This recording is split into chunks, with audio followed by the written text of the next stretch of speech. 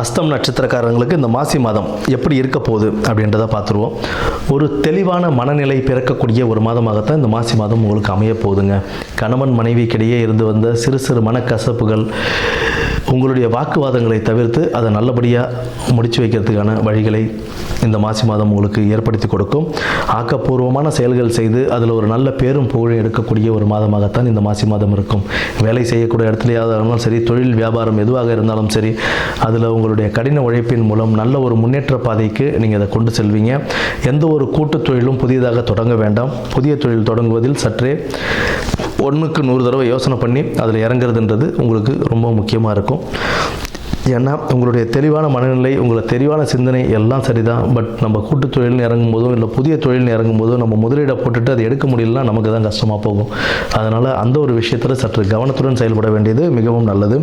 எடுத்த காரியத்தில் எந்த ஒரு தடை தாமதங்கள் இருந்தாலும் அதில் ஒரு வெற்றிக்கனியை பறிக்கிறதுக்கு நீங்கள் எவ்வளோ முயற்சி பண்ணுவீங்க, கடைசியில் அதை எடுத்துகிட்டு வந்துடுவீங்க அந்த வெற்றிக்கனியை.